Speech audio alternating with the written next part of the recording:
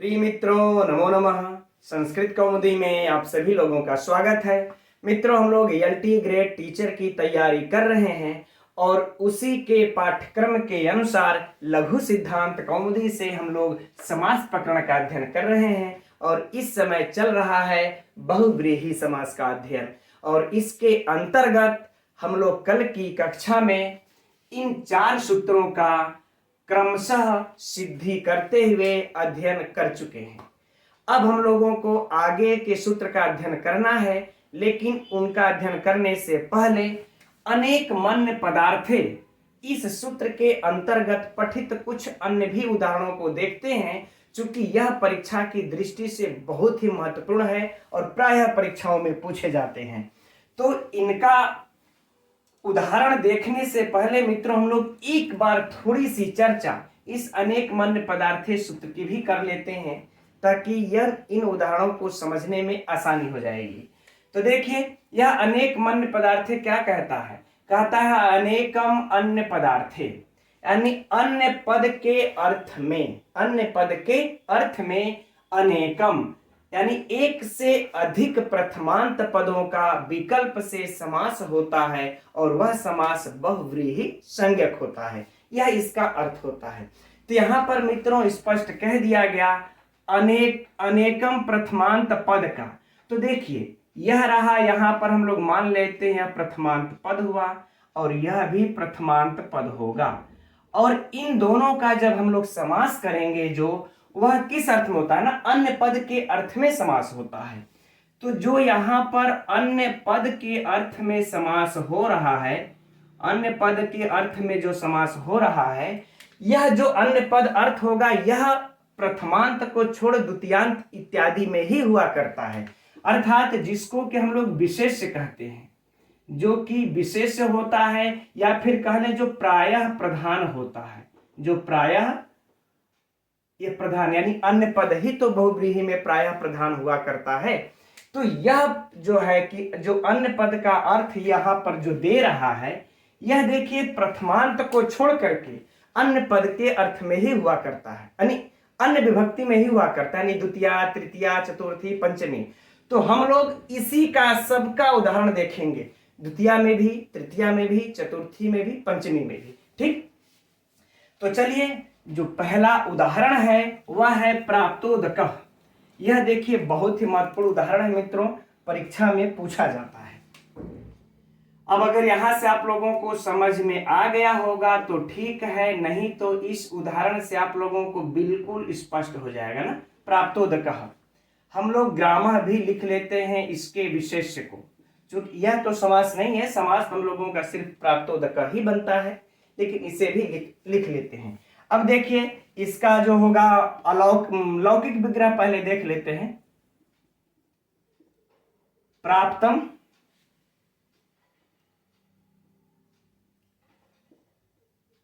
प्राप्तम उदकम यम श, है ना। अब अलौकिक विग्रह देख लेते हैं। अलौकिक विग्रह हो जाएगा मित्रों प्राप्त सु धन उदक सु, उदक सु। अब जरा यहीं पर हम आप लोगों को पहले ये समझ लेते हैं कि देखिए, यह जो हम लोगों का प्राप्त सु और उदक सु दोनों प्रथमांत पद है।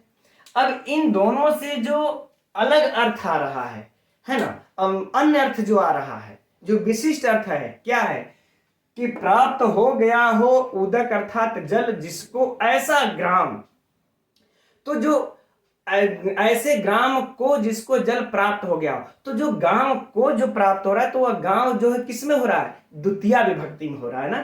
तो इसका जो यहाँ पर विशिष्ट अर्थ यानी जो अन्य अर्थ, अन्य पद का अर्थ जो आया है मित्रों, क्या है? ग्राम, है ना। क्या है? ग्राम। और यह ग्राम जो है द्वितीयांत में आ रहा है। ठीक, अब इसी तरह से देखिएगा, जो जैसे यहाँ पर गांव जो है कि द्वितीयांत में आया है, तो इसी तरह से जब हम लोग अन्य पदों का अर्थ करेंगे आगे अन्य भी उदाहरणों में, तो वह तृतीया, चतुर्थी, पंचमी इत्यादि में भी आएगा। ठीक, तो हम लोग सबका उदाहरण देखेंगे।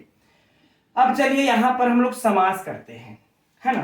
तो अब बात उठती है कि यहाँ देखिए दोनों प्रथमांत पद हैं और अन्य पद का अर्थ दे रहे हैं, तो यहाँ पर सूत्र हम लोगों का समास करने के लिए कौन सा लागू होगा, यही होगा, अनेक मन्य पदार्थे। ठीक, इस सूत्र से अब इसकी समास हो जाएगा। समास हो जाने के बाद मित्रों अब क्या होगा, सबसे तो पहले हम लोग पूर्व में निपात किसका होगा यह देखेंगे। तो पूर्व में निपात के लिए कल के सूत्रों में हम लोग अध्ययन कर चुके हैं, कौन सा, सप्तमी विशेषणे, सप्तमी विशेषणे बहुव्रीहौ।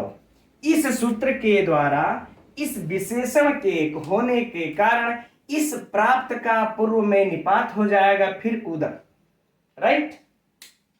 अब फिर हम लोगों का अगला सूत्र लग जाएगा मित्रों, कृत तद्धिति समासाश्च, कृत तद्धित समासाश्च। इस सूत्र से इसकी कौन सी संज्ञा हो जाएगी, प्रातिपदिक, है ना। आप लोग देखते रहिए, एक उदाहरण का पहले हम लोग देख लेते हैं, प्रातिपदिक। फिर क्या हो जाएगा, अगला सूत्र आ जाएगा मित्रों, सुपो धातु प्रातिपदिकयोः। इस सूत्र से इस सु का दोनों का क्या हो जाएगा, लोप। ठीक, और जब लोप हो गया तो क्या हम लोगों को प्राप्त हुआ, प्राप्त धन उदक, प्राप्त धन उदक। अब यहां पर संधि होगी, है ना, क्योंकि यहां पर देखिए अ है और यहां पर उ है। अ और उ जब आता है तो आद गुणा से क्या हो जाएगा, यहां पर गुण हो जाएगा, है ना। तो यहां पर हम लोगों का कौन सा सूत्र लगेगा, आद गुणा। आद गुणा से यहां पर गुण होकर के प्राप्तोदक, प्राप्तोदक, है ना। अब हम लोग करेंगे क्या, विशेष्य के अनुसार। विशेष्य जो होगा हम लोगों का क्या है, विशेष्य ग्राम है। तो इस विशेष्य के अनुसार हम लोग इसमें सु आदि की उत्पत्ति कर लेंगे, और सु आदि की उत्पत्ति कर लेने के पश्चात सु को जो है कि स को र को फिर खरवसाने से विसर्ग होकर के प्राप्तोदक सिद्ध हो जाएगा। ठीक मित्रों, अब बात ये भी आती है कि कैसे हम लोग पकड़ेंगे कि यह जो है कि ये जो अन्य पद का अर्थ है यह तो प्राप्तोदक होगा। आगे भी जो उदाहरण होंगे, मान लेते हैं कि जो ये तृतीया वाला जो उदाहरण है ना, उड उड रथोन्वान, तो कैसे पकड़ेंगे इसमें कि द्वितीया है कि तृतीया है, तो इसके हम इस विग्रह से पकड़ेंगे, जैसे कि यम सह, यम सह। तो खास तौर से जो यम है ना, इसी के द्वारा हम लोग पकड़ेंगे। जैसे देखिए, यह यो ये, यम यो यान, येन याभ्याम ये। तो जब यम लिखा हुआ दिख जाए तो समझ लीजिए कि द्वितीया है, और जब हम लोग येन लिख दे, यह यो ये, यम यो यान, येन याभ्याम ये, येन होगा तो तृतीया, है ना। तो यही हम लोगों को पता चल जाता है कि यह द्वितीया है, तृतीया है कि चतुर्थी है। ठीक, चलिए अब हम लोग इसके परीक्षा के उपयोगी जो प्रश्न पूछे जाते हैं वह हम लोग उस पर ध्यान दे लेते हैं। सबसे पहला प्रश्न होगा मित्रों परीक्षा के लिए कि प्राप्तोदक में कौन सा समास है, तो बहुव्रीहि समास है। ठीक, दूसरा प्रश्न, प्राप्तोदक में किस सूत्र से समास हुआ है, तो अनेक मन्य पदार्थे सूत्र से समास हुआ है। ठीक, तीसरा प्रश्न, इसका यह लौकिक विग्रह बड़ा ही कंफ्यूज करेगा मित्रों परीक्षा में आप लोगों को।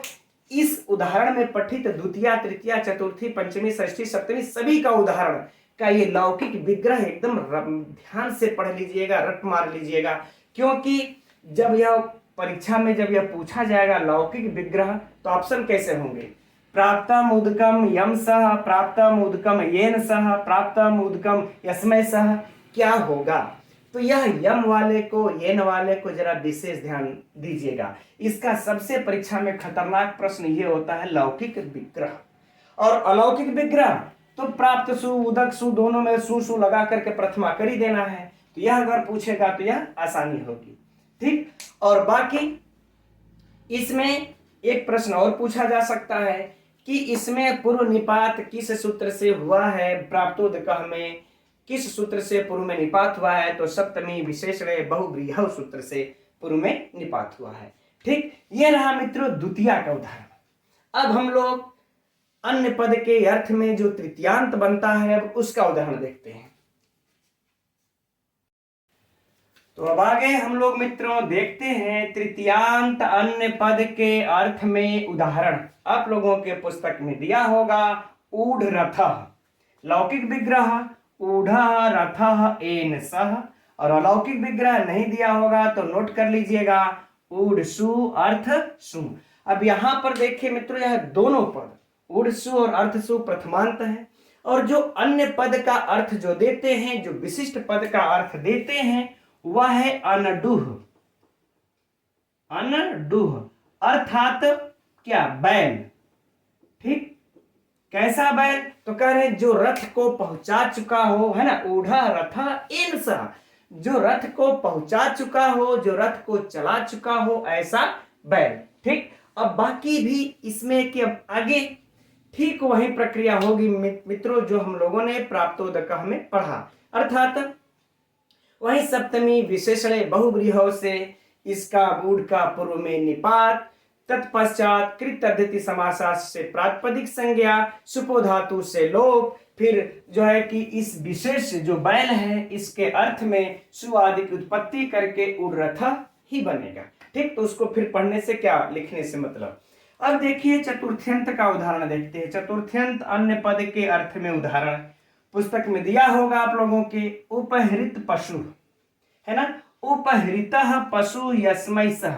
देखिए यहां पर मैंने अलग अलग लिख रखा है, यद्यपि आप लोग इसको जैसे यह है ऊढ़ो रथो येन सह भी कर सकते हैं, उपहृतो पशु या यस्मै सह भी यह हो सकता है ना, लेकिन कोई बात नहीं, हमने आप लोगों को समझने के लिए बिल्कुल अलग अलग लिख रखा है। तो देखिए उपहृत पशु, उपहृतः पशु यस्मै सह। अब इधर देखिए लौकिक अलौकिक विग्रह क्या हो गया, उपहृत सु पशु सु। अब देखिए यह जो अन्य अर्थ क्या दिया कि उपहृत सु पशु सु, जिसको उपहार के रूप में पशु को दे दिया गया हो, अर्थात जिसको बलि दे दिया गया हो, ऐसा कौन? तो कह रहे रुद्र, रुद्र अर्थात शिव। तो जरा अब यहीं पर आप लोग समझिए और भी स्थिति स्पष्ट हो जाएगी कि बलि जब दिया जाता है तो बलि के अर्थ में हमेशा चतुर्थी विभक्ति ही होती है। तो जब हम शिव को बलि दे चुके हैं तो यह ऐसा रुद्र, तो इसमें चतुर्थी में ही हम दिखाएंगे। कब? लेकिन इसको हम लोग लौकिक विग्रह में दिखाते हैं मित्रों, बाकी तो जो समास बनेगा उपहृत पशु ही बनेगा। अब लौकिक विग्रह में देखिए हो गया ना, उपहृत पशु यस्मै स। यह यस्मै क्या है? देखिए चतुर्थी विभक्ति में है ना, यस्मै स, कि जिसको बलि के रूप में, उपहार के रूप में पशु दे दिया गया हो, ऐसा रुद्र या फिर ऐसा शिव। ठीक, तो और बाकी आगे की प्रक्रिया मित्रों सेम वही होंगी। तो इस प्रकार से मित्रों यहाँ पर जो अर्थ निकलते हैं, जो विशिष्ट अर्थ निकलता है, वह अलग अलग विभक्तियों में होते हैं। द्वितीया, तृतीया, चतुर्थी का उदाहरण हम लोग देख चुके। ठीक, अब इसमें आगे पंचमी षष्ठी का भी देखेंगे। अब इसमें हम लोग परीक्षा के लिए जो प्रश्न होगा मित्रों, वह बस यही होगा, ऊढ़रथ में कौन सा समास है? ऊढ़रथ में कौन सा समास है? बहुव्रीहि समास है। उसी तरह से इसमें भी कौन सा समास है मित्रों? बहुव्रीहि समास है ना। और दोनों में उपहृत पशु और ऊढ़रथ दोनों में किस सूत्र से समास हो रहा है? तो इसी अनेक मन्य पदार्थे से ही समास हो रहा है। यह बढ़िया प्रश्न है परीक्षा के लिए आप लोगों के। अगला प्रश्न देखिए मित्रों, यह आप लोग याद रखिएगा, उपहृत पशु का अर्थ क्या होगा। यहाँ पर आप लोगों को परीक्षा में बहुत ही डेंजरस प्रश्न है, पूछा जा सकता है। उपहृत पशु का अर्थ क्या होगा यहाँ पर, है ना? पशु होगा या फिर रुद्र होगा या फिर विष्णु होगा, है ना, या कृष्ण होगा। तो उपहृत पशु यह तो विशिष्ट अन्य अर्थ है ना। इस अन्य अर्थ का अर्थ क्या है कि रुद्र, है ना। तो रुद्र यह भी याद रखिएगा। और खास तौर पर भी हम आप लोगों को बता देना चाहते हैं कि यहाँ पर भी मित्रों ये विभक्तियों का बिल्कुल ही ध्यान रखिएगा। जब उपहृत पशु रहे तो यस्मै, यहाँ रहे तो येन, यह विभक्तियों का लौकिक विग्रह में विशिष्ट रूप से हम लोगों को याद रखना है। ठीक, चलिए अब बाकी इसमें से आगे कोई प्रश्न नहीं बनता मित्रों। अब हम लोग देखते हैं पंचमी का उदाहरण। अब आगे हम लोग मित्रों इस पंचम्यंत और षष्ठ्यंत का भी उदाहरण देख लेते हैं। पुस्तक में आप लोगों की दिया होगा उत्धृतोदना, लौकिक विग्रह उत्धृतम ओदनम यस्याशा, ठीक। लौकिक अलौकिक विग्रह उद्धृत शु और ओदन शु, यह हम लोगों का हो गया। यह दोनों प्रथमांत पद हैं। विशिष्ट अर्थ अब क्या दिए, अन्य अर्थ क्या दिए कि उत्धृत यानी निकाला जा चुका हो, ओदनम माने भात, ऐसी कोई बटलोई या फिर स्थाली है ना, या फिर स्थाली अर्थात बटलोई जिससे कि भात निकाला जा चुका हो। तो जब उससे निकल गया तो आप लोग जानते ही हैं वो पंचमी में ही रखा जाता है। तो यह अर्थात जो यह विशेष हमारा है स्थाली, यह पंचम्यंत होगा। यह क्या होगा, पंचम्यंत होगा। और इस पंचम्यंत को हम लोग इस यस्यः इस पद से संबोधित करेंगे इस अलौकिक विग्रह में। अब बाकी आगे की प्रक्रिया सेम वही होगी। सप्तमी विशेषण से पूर्व में निपात, कृत समास से समास, सुपो धातु से सु का लोप, है ना। अब इसमें एक्स्ट्रा मित्रों हम लोगों को यह देखना होगा कि जब यह लोप हो जाता है तो यहां पर देखिए क्या है, अ है, यहां पर क्या है, ओ है। तो हम लोगों का कौन सा सूत्र काम करेगा, वृद्धि रेची, अ के बाद हो आता है तो क्या हो जाता है, औ। तो अव हो करके बन जाएगा उत्धृतोदन, तौदन, ये बन जाएगा, ठीक। अब विशेष्य के अनुसार हम लोग लिंग का निर्धारण करेंगे। तो विशेष्य है स्थाली, तो स्त्रीलिंग है। तो अब हम लोग यहाँ पर अजाद टाप सूत्र से ला करके यहाँ पर टाप प्रत्यय लगा करके बना लेंगे उत्धृतोदना, ये बन जाएगा हम लोगों का, ठीक। और षष्ठ्यंत पद का उदाहरण देख लेते हैं मित्रों। पीताम्बरः, आप लोग जानते होंगे, इसमें ज्यादा कुछ कहना है नहीं। पीतम अम्बरम यशसः, पीतसु अंबर सु, अर्थात कृष्ण, अर्थात कृष्ण, कृष्ण कह ले या फिर हरि कह ले, है ना, ये कह सकते हैं। अब बाकी आगे की प्रक्रिया वही है, अब आप लोग समझ ही रहे हैं, कहने की कोई आवश्यकता है नहीं। अब इसमें से जो परीक्षा उपयोगी प्रश्न है मित्रों वही बनेंगे जो कि हम लोग अभी पीछे द्वितीयांत, तृतीयांत, चतुर्थांत में चर्चा कर चुके हैं। उद्धृतोदना में हाँ, यहाँ पर मित्रों यही बस है कि यस्याः, यस्य, इन सबों का हम लोगों को ध्यान रखना पड़ेगा। और बाकी प्रश्न भी वही होंगे। पीताम्बरः में कौन सा समास है, उद्धृतोदना में कौन समास है। हाँ, यहाँ पर मित्रों एक चीज हम आप लोगों को बता देना चाहते हैं कि पीताम्बरम जब यह पूछ दे परीक्षा में पीताम्बरम, तब यह पीताम्बरम में देखिए कौन सा समास है, कर्मधारय समास, ठीक। और जब पीताम्बरः यानी कि जब अह लास्ट में ह आ जाए, पीताम्बरः, ठीक है। हमको भी बड़ा पहले कंफ्यूज होता था। तो पीताम्बरः तो बहुब्रीही, बहुब्रीही में ह आ रहा है ना, तो पीताम्बरः में भी देखिए ह आ रहा है, तो पीताम्बरः, ठीक। तो इस ट्रिक से आप लोग यह याद कर सकते हो। और पीताम्बरम म आ रहा है तो कर्म धारय में भी म है, तो इस प्रकार से पीताम्बरम कर्मधारय, पीताम्बरः ह आया तो बहुब्रीही, याद कर सकते हैं। यह परीक्षा में जानते हैं बड़ा फेमस है, पूछता रहता है, ठीक। और बाकी तो सारे प्रश्न वही हैं। चलिए अब हम लोग इस सप्तम्यंत का भी उदाहरण देख लेते हैं। अब आगे मित्रों इस सप्तम्यंत का अन्य पद के अर्थ में उदाहरण देखते हैं। उदाहरण है वीर पुरुषकः, लौकिक विग्रह वीराः पुरुषाः यस्मिन् सः, वीर जस धन पुरुष जस, यह हो गया अलौकिक विग्रह। यह दोनों प्रथमांत पद जिस अन्य पद के अर्थ को, जिस विशिष्ट पद के अर्थ को जो कहते हैं वह है ग्राम। अब देखिएगा यहाँ पर हम लोग द्वितीयांत में भी जो अन्य पद का जो अर्थ दिया था, विशिष्ट अर्थ दिया था, वह भी ग्राम था। और यहाँ पर भी जो अन्य पद का अर्थ दिया यह भी ग्राम है, लेकिन विग्रह में अंतर है, इसका अर्थ में भी अंतर है। इसका अर्थ हो जाएगा कि वीर पुरुष, जिसमें जिस गांव में वीर पुरुष हो ऐसा गांव, जिस गांव में वीर पुरुष हो ऐसा गांव, तो में लग गया तो सप्तमी में होगा यस्मिन् सः, और वहां था जिस गांव को प्राप्त हो चुका हो जल ऐसा गांव, तो को लगा था तो द्वितीयांत था। तो इसी प्रकार से विशिष्ट या अन्य पद के अर्थ के अनुसार मित्रों यह सप्तमी का उदाहरण है। ठीक, अब आगे की प्रक्रिया बाकी सेम वही होगी, सेम वही प्रक्रिया हो करके पुनः इसको कहने की मित्रों कोई जरूरत नहीं है। हो जाएगा क्या, वीर पुरुष, वीर पुरुष। अब यहां पर आप लोगों को मित्रों एक चीज ध्यान यह देना होगा कि एक सूत्र है वह बहुव्रीहि समास का सबसे हम लोगों का अंतिमवा सूत्र है, आएगा तो हम लोग पढ़ेंगे, शेषाद विभाषा। यह सूत्र के द्वारा कहता है कि जब कोई भी समासांत प्रत्यय का विधान न किया गया हो तो उसमें से आप चाहेंगे तो कप प्रत्यय लगा सकते हैं। तो जब इस शेषाद विभाषा सूत्र से जब हम लोग इस शेषाद विभाषा,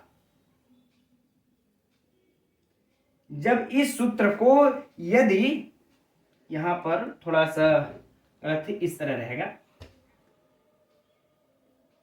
शेषाद विभाषा है ना, इस सूत्र से हम लोग जब यहां पर कप प्रत्यय लगा देंगे तो इसका देखिए दो ठो बनता है, तब ये क्या बन जाएगा, उसके बाद सु आदि की उत्पत्ति कर लेंगे, वीर वीर पुरुषक, जब सु आदि की उत्पत्ति कर लेंगे तो वीर पुरुषक, और जब हम लोग कप प्रत्यय नहीं लगाएंगे तब क्या बन जाएगा, वीर पुरुष। ठीक है, तो यह मित्रों दोनों बनता है। तो हम लोग अगर परीक्षा में, यह इसलिए हम बता रहे हैं कि यहां से जब परीक्षा में पूछ दे यह प्रश्न कि वीरा पुरुषा यस्मिन् सह का समासिक पद होगा, तो वीर पुरुष का एक ऑप्शन में दे दे, दूसरा का दे दे वीर पुरुषा, तीसरा दे दे उपर्युक्त दोनों, तो ये दोनों बनते हैं। एक में शेषाद विभाषा से कप प्रत्यय लग करके वीर पुरुष का बनता है, और एक में जब नहीं लगता है तो वीर पुरुष ही सिर्फ रह जाता है। तो हम लोग ये दोनों बनते हैं, हम लोगों को ये दोनों याद रखना पड़ेगा, और बाकी शेष प्रश्न वही होंगे। वीर पुरुष का में कौन सा समास है, तो बहुव्रीहि समास है, किस सूत्र से हुआ है, अनेक मन पदार्थ सूत्र से हुआ है, इसका लौकिक विग्रह, अलौकिक विग्रह, और बाकी ये। ठीक है मित्रों, अब हम लोग आगे बढ़ते हैं और अगले सूत्र को देखते हैं। अगला आगे है वार्तिक। चलिए अब इस वार्तिक को देखते हैं। तो यह रहा वार्तिक मित्रों, प्रादिभ्यो धातुजस्य वाच्यो वाच उत्तर पद लोप। अब यह वार्तिक क्या कह रहा है, पहले यह देख लिया जाए। देखिए कह रहा है प्रादिभ्यो, यानी कि प्र आदि, इस तरीके से लिख लेंगे मित्रों तो समझने में सरलता होगी। प्र आदि का धातुजस्य, धातुज, धातुज शब्द हो, है ना, ये धातुजस्य अर्थात धातुज शब्द हो, और यह धातुज शब्द भी मित्रों प्रथमांत होने चाहिए। ठीक, अब धातुज शब्द, धातुज का अर्थ क्या होगा, धातुज शब्द किसको कहेंगे, जो धातुओं से मिल करके उत्पन्न होते हों, अर्थात जैसे कि कृदंत। ठीक, इसका है ना, देखिए फिर सब समझिए यहां से, प्र आदि का इन धातुज शब्द प्रथमांत कृदंत आदि शब्दों का किनके साथ समास होता है, प्रथमांत के साथ समास होता है। ठीक है ना, और यह समास विकल्प से होता है और वह बहुव्रीहि संज्ञक होता है। इतना क्लियर। अभी बाकी की बातें बाद में होगी, पहले इतना ही समझ लें कि किसके किसके बीच में समास होगा।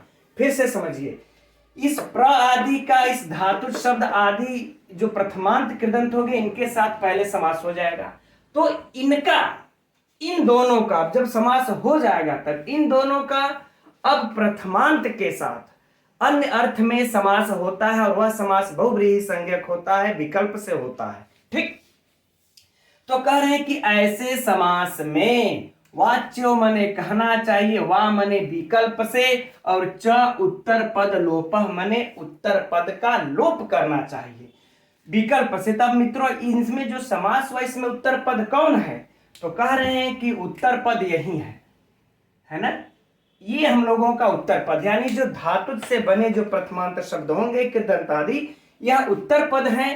ठीक, लिख भी लेते हैं, यह क्या है, उत्तर पद, और इनका विकल्प से लोप कहना चाहिए था।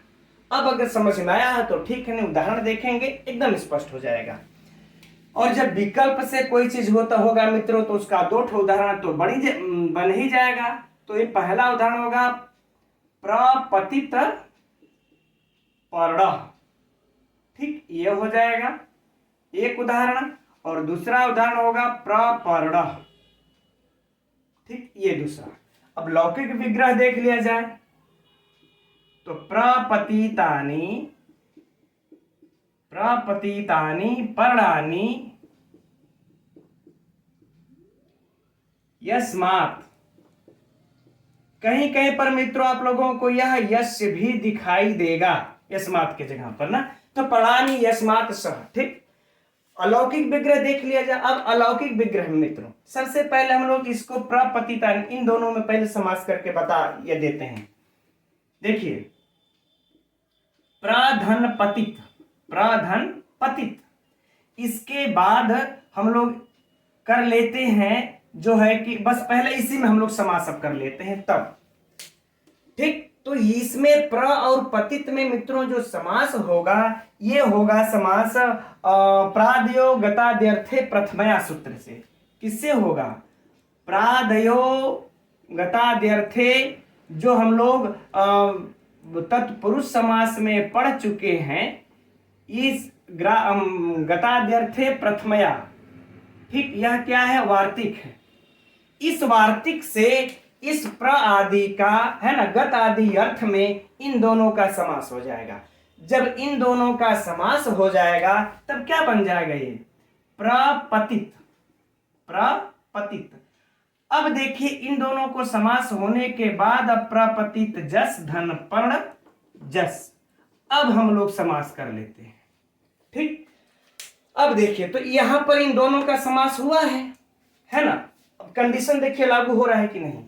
प्र आदि का इस धातुज शब्द जो ये कृदंत पतित है इसके साथ समास हुआ है, और यह देखिए प्रथमांत भी है।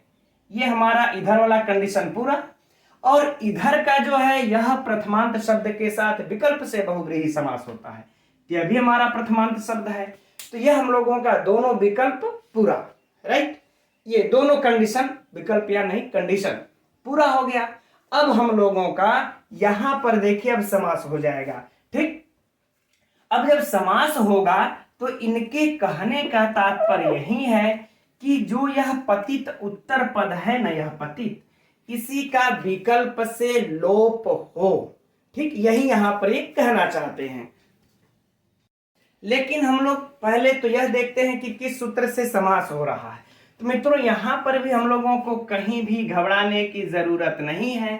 इसी अनेक मन्य पदार्थे सूत्र से जो हम लोगों ने अभी पढ़ा, इसी सूत्र से अन्य पद के अर्थ में इन दोनों का समास होगा, और समास हो जाने पर बाकी की प्रक्रियाएं सेम वही होंगी।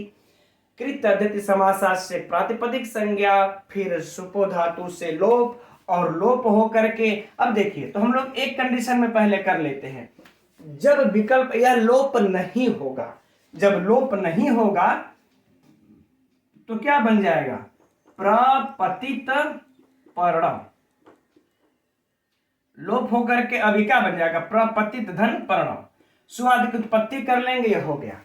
यानी कहने का भाव है अन्य अर्थ यहां पर क्या देगा? ऐसा वृक्ष, इसकी चर्चा करना अभी हम लोगों से भूल गया। वृक्ष, अन्य अर्थ क्या होगा इसका? वृक्ष। ऐसा वृक्ष जिससे कि सभी पत्ते गिर गए हो, जिसका कि सभी पत्ता झड़ गया हो, ठीक। तो यह बन जाएगा प्रपतित पर्ण। कब? जब यह लोप नहीं होगा। और जब लोप हो जाएगा इस वार्तिक से मित्रों, तो लोप हो जाएगा तो किसका होगा? यह जो पतित है इसी का होगा, उत्तर पद में यही है। तो लोप होकर के बस क्या बचेगा हम लोगों को? प्र बचेगा और पर्ण, तो बन जाएगा पर्ण। अब फिर से वही बातें, जो विशेष है, जो अन्य अर्थ है, वृक्ष है, इसी के अनुसार लिंग लगाएंगे तो क्या बन जाएगा? प्रपर्ण। तो ये दोनों हम लोगों का बन गया मित्रों। यह बड़ा ही खतरनाक परीक्षा के लिए हो जाता है। जब प्रपर्ण दे देता है तो हम लोग समझ ही नहीं पाते हैं कि इसमें प्रादि तत्पुरुष में जाए कि बहुव्रीहि में जाए। खैर चलिए अभी चर्चा होगी। हम लोग पहले परीक्षा के उपयोगी प्रश्नों को देख लेते हैं। पहला प्रश्न, प्रपतित पर्ण है या प्रपर्ण में कौन समास है? तो बहुव्रीहि समास है। किस सूत्र से है मित्रों?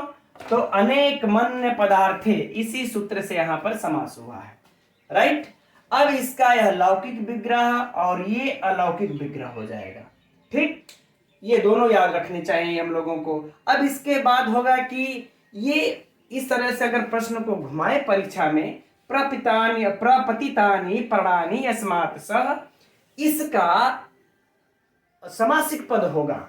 ठीक, तो यह विकल्प में यह भी देगा उपर्युक्त दोनों, तो पर्युक्त दोनों, क्योंकि यह दोनों बनते हैं।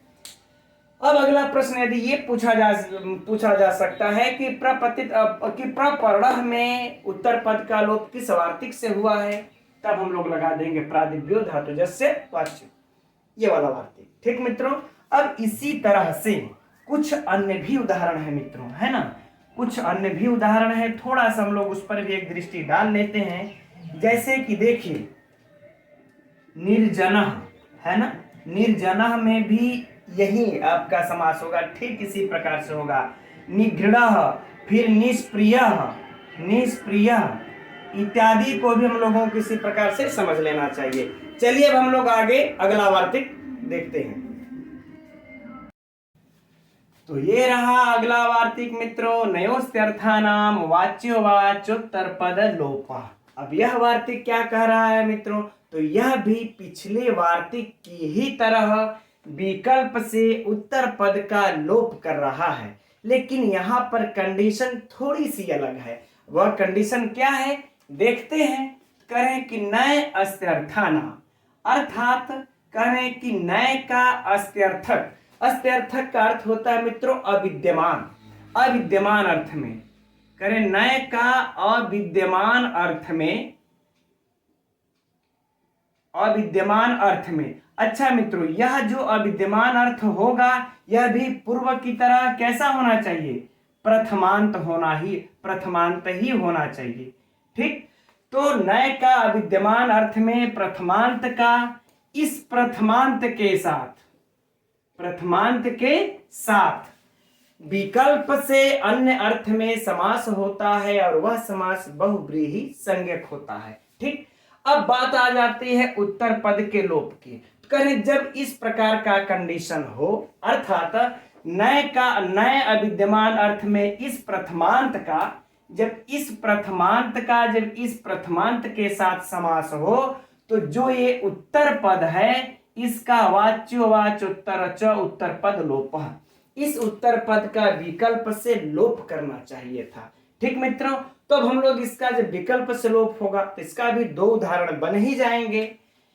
पहला उदाहरण होगा अविद्यमान पुत्र।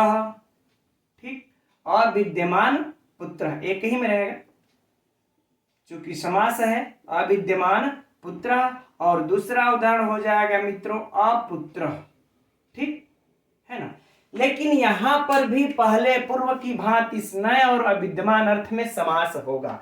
तो पहले मित्रों हम लोग चलिए इन दोनों का समास कर लेते हैं, तब इसके अलौकिक और अलौकिक विग्रह को देखा जाएगा। चलिए तो हम लोग इसका देखिए, पहले समास कर लेते हैं। क्या यहां पर नए धन विद्यमान। ठीक, अब देखिए ये वाला जो कंडीशन रखा गया पूरा हुआ कि नहीं हुआ।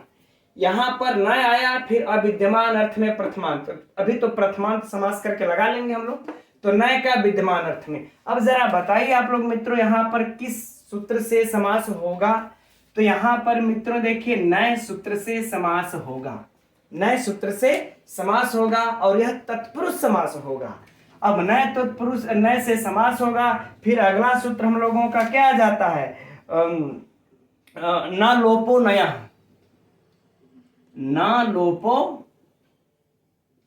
नया। ठीक, चूंकि इसके बाद इस न लोपो नया सूत्र से यहाँ का लोप हो जाएगा। अब क्या हो जाएगा, न का और यहाँ का लोप हो करके यहाँ पर क्या बचता है, पहले चर्चा हो चुकी है अविद्यमान, है ना, अविद्यमान यह बचता है। अब हम लोग इसको अब मिला लेंगे, क्या हो जाएगा अविद्यमान। सुआदि की उत्पत्ति कर लेंगे प्रथमा विभक्ति में। अब प्रथमा विभक्ति में बन गया अविद्यमान। ठीक, तो यहां पहले हम लोग न विद्यमान अविद्यमान अविद्यमान, यहां पर मित्रों कौन सा समास है, देखें तो नए तत्पुरुष समास है, ठीक है ना। चलिए ठीक, तो अब ये वाला कंडीशन आप लोगों को पूरा होता नजर आ रहा है कि नहीं, कि नए का विद्यमान अर्थ में समास और वह प्रथमांत हो गया ना अविद्यमान, नए का विद्यमान अर्थ में, ठीक। अब कह रहे हैं जब इस कंडीशन को पूरा हो गया तब इसका प्रथमांत के साथ अब समास करते हैं हम लोग। अब चलिए इसके लौकिक विग्रह को अब देखा जाए, है ना। तो लौकिक विग्रह मित्रों क्या हो जाएगा, अविद्यमान पुत्रः यस्य सः, ठीक। यानी कि जिसके पास पुत्र ना हो ऐसा कोई पुरुष, जिसके पास पुत्र ना हो ऐसा कोई पुरुष। चलिए इसका हम लोग अब जो है कि अलौकिक विग्रह देख लेते हैं। अलौकिक विग्रह हो जाएगा मित्रों अविद्यमान सु, अविद्यमान सु धन पुत्र सु, ठीक। अब देखिए, अब यहां पर कंडीशन हम लोगों का ये वाला कंडीशन यहां पर नजर आ रहा है अविद्यमान सु के साथ, और इधर प्रथमांत वाला भी कंडीशन पुत्र सु के साथ पूरा हो गया। अब अन्य पद के अर्थ में अब क्या होगा, अन्य पद के अर्थ में अन्य पदार्थे जो हम लोगों का बहुव्रीहि का जो सूत्र है अनेक मन्य पदार्थे, इस सूत्र से क्या हो जाएगा यहां पर अनेक मन्य पदार्थे सूत्र से समास, ठीक। चूंकि यह अब यहां पर हम लोगों का अन्य अर्थ ये दे रहा है कि पुत्रहीन व्यक्ति, जिसके पास पुत्र ना हो ऐसा व्यक्ति, ठीक। अब बाकी की भी प्रक्रियाएं मित्रों सेम वही होंगी जो कि बार बार है, उनको रिपीट करने की कोई जरूरत नहीं है। लोप इत्यादि करके हम लोग कर देंगे अविद्यमान पुत्र, अविद्यमान पुत्र, ठीक। सुवादिक उत्पत्ति अब कर दिए विशेष के अनुसार पुत्रहीन व्यक्ति, तो पुल्लिंग हुआ, सुवाद के साथ हम लोग कर देंगे विद्यमान पुत्र। यह जब कब होगा मित्रों, जब विकल्प से लोप नहीं होगा तब।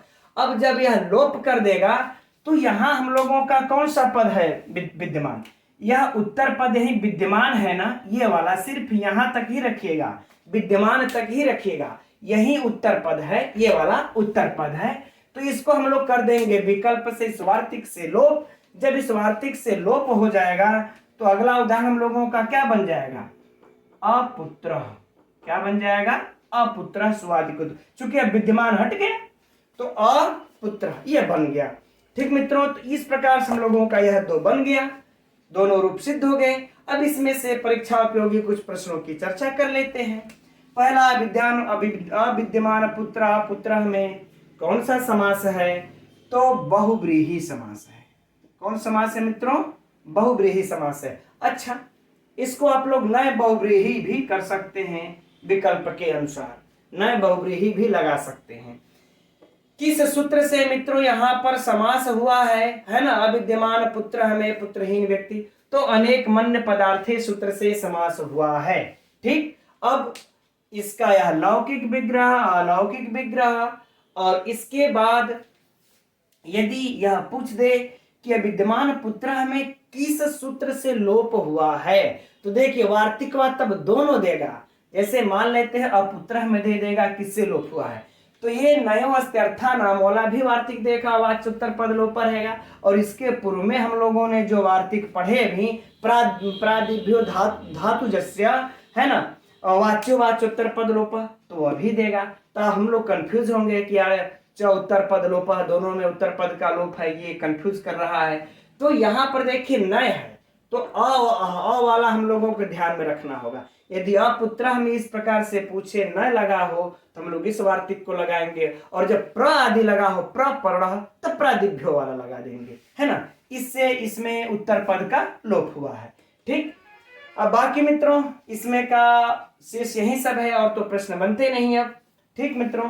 तो अब आज की कक्षा में अब यहीं तक रहने देते हैं, क्योंकि कल की कक्षा से शुरू होगा स्त्रिया पुंबद भाषित वाला सूत्र शुरू होगा मित्रों। तो यह सूत्र थोड़ा सा इसके साथ और भी जुड़े हुए सूत्र हैं, यह थोड़ा सा लंबा खींचेगा, तो इसकी हम लोग अब चर्चा कल की कक्षा में कर दें। कल की कक्षा से इसके अध्ययन को प्रारंभ किया जाएगा। तो अब आज की कक्षा मित्रों यहीं तक रहने देते हैं। नमो नमः। कल मिलते हैं फिर हम लोग ठीक इसी समय 7:30 बजे।